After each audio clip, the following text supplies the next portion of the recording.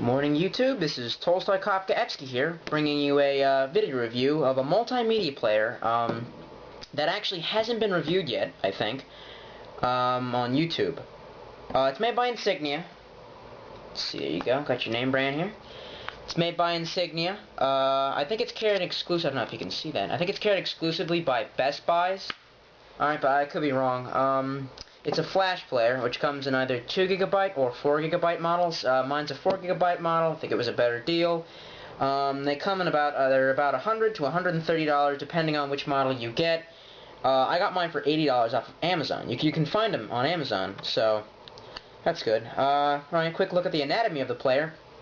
First things first, here you've got kind of an iPod-like knockoff wheel, but it isn't actually touch sensitive. You can see there, it actually rotates physically. It's manual, I guess, or analog, right. Anyway, it can be clicked in 4 separate directions. In the center you have a pause and play button, which acts also as a stop button. You have a menu button and a power button living next to each other. On this edge, okay, you can see a hold button right there. Hope that's in focus. Over here you have an SD card slot, micro SD card slot, which means that if for any reason you need to upgrade the memory, you can kind of put one in there and get a few more songs on there. Something else to notice, you actually have 2 headphone jacks, because one of them is for Bluetooth, which is good for all those people who hate wires out there. I guess that's it. Let's turn her on. You might not be able to see this, probably for 2 reasons. One, because the camera quality may not be good enough, and 2, because I'm going to need to look at it myself to review it. Well, interesting thing to kind of notice, the first thing I want to mention is that, well, you got your information bar at the top, which tells, you know, time and battery life and whatever, and here in the little white squiggles in the blue zone, that's the song information, but down at the bottom in the gray, down the bottom gray, that's the song that's going to be playing next, which is kind of a neat feature, but it actually confuses me, because I end up thinking, oh, that song is the song I'm listening to now. And then it kind of takes me a few seconds to realize, you know, when I'm scrolling through the songs, oh no, that's the song that I will be listening to after this song. Alright, well, I guess the first thing you want to know about any player is, how's the sound? Because, I mean, you know, it's an MP3 player. Well, I kind of have these crappy little headphones here, and these little speakers, really. And they really don't do the sound justice, but, you know, whatever, kind of give you a rough idea. Okay. This is it on volume level 25. This is Point of No Return by Kansas. Anyway, well, I'm going to turn it up all the way, so...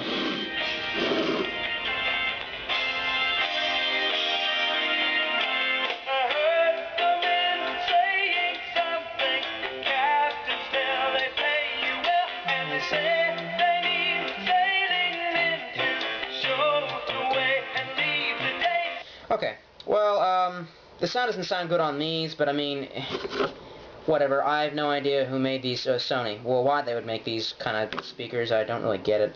They're supposed to be portable or something. Anyway, sometimes I find the sound is a little quiet, but that may just be me. I have a tendency to want to blow my brains out with the sound. I mean, I'll probably be deaf by the time I turn 20, but, you know, whatever.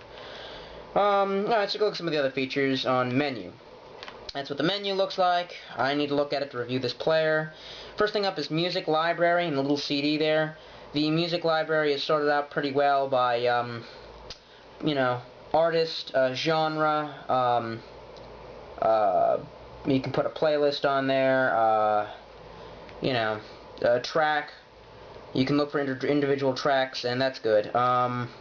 It's easy to navigate through. I have no problems with it.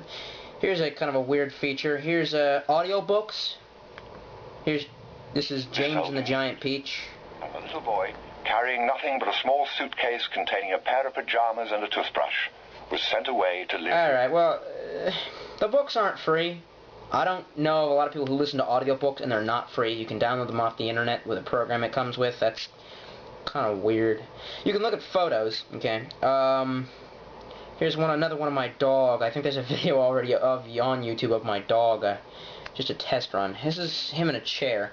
The quality of the photo is quite good. On the other hand, the camera I took it with, that quality was good, so I don't know if it's going to flux. But the screen, yeah, you can look at photos on it. You know, who cares?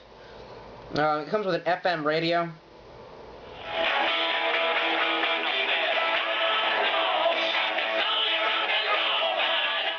kind of weird to get reception. It's not terrible. It's not wonderful. It's kind of a useless feature. I don't know who wants to listen to the radio when you have an MP3 player.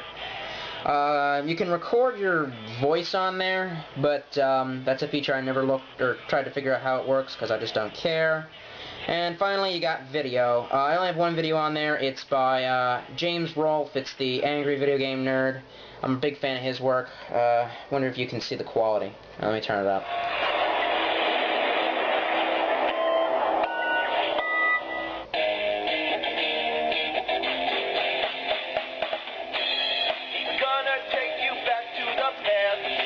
Alright, well, the quality's okay. I'm not going to watch the Lord of the Rings trilogy on it. If you really want a player that, like, you know, you can watch the Lord of the Rings trilogy on that, you might as well get an iPod video. Or you might be able to get a Zune. I don't care. I don't know if a lot of people like Zunes. Okay, guess I'm just going to turn it off now. Alright.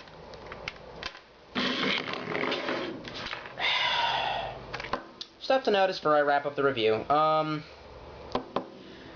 One major flaw with this, I guess, other than the sound, is the fact that the screen feels a little brittle. When you felt outside of I have a little plastic case thing on it. Outside of the case, though, it feels like you could scratch the screen. That's not a big problem with me because I just keep the case on.